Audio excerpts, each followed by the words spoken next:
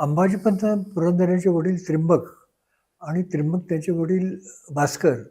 भास्कर पंत हे 1660 साली शिवाजी महाराजांच्याकडं विशाळगडचे ते किल्लेदार होते. म्हणजे आम्ही पहिल्यांदा शिवाजी महाराजांचे सरदार होतो. तर अंबाजीपंत पुरंदरे जेव्हा सुपं सोडून सासवडला आले, त्यावेळेला त्यांच्याकडं सासवडचं कुलकर्णी वतन आणि जोशी वतन अशी 2 वतनं होती. त्यामुळे ते शेतसारा वगैरे सगळ्या शेतकऱ्यांच्याकडे वसूल करायचे आणि शेतसाऱ्यातला 14 हिस्सा स्वतःकडे ठेवून 3/4 हिस्सा सरकारी खजिन्यात ते भरायचे.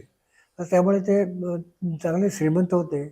म्हणून त्याच वेळेला त्यांनी सासवडला सध्या जो आता भव्य वाडा आमचा उभा आहे, तो वाडा त्यांनी 1700 साली बांधायला सुरुवात केली 2-3 वर्षातून. त्याच वेळेला त्यांनी चांगावटीचं शंकराचं मंदिर बांधलं.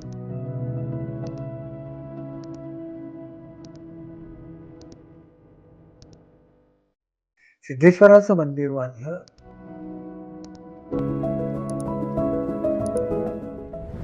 अशी बरीच मंदिरं त्यावेळेला त्यांनी बांधली. तो वाडा अंबाजीपंत पुरंदरे 1700 ते 1702 सालापर्यंत 2 वर्षात बांधून पूर्ण केला.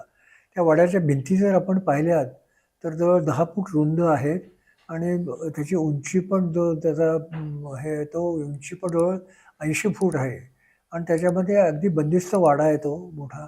हा जो आबासाहेबांचा जो वाडा आहे, त्याचीच नंतर प्रतिकृती म्हणून शनिवार वाडा बांधला असं बोललं जातं खरं तर. म्हणजे ते तर हा जो आमचा वाडा 1702 साली बांधून पूर्ण आला. बरं. आणि पहिल्या बाजीरावांनी पुण्याला जो त्यांचा वाडा बांधला तो 1730 साली बांधला.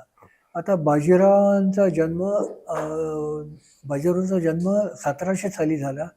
तर बाजीरावांची मुंज पण आमच्या वाड्यात झाली होती. त्यामुळे आमच्या वाड्याबद्दल त्यांना माहिती होती, ते वाड्यात राहत असल्यामुळे. आणि साधारण त्याच धर्तीवरती त्यांनी नंतर मग पुण्याला शनिवार वाडा बांधला.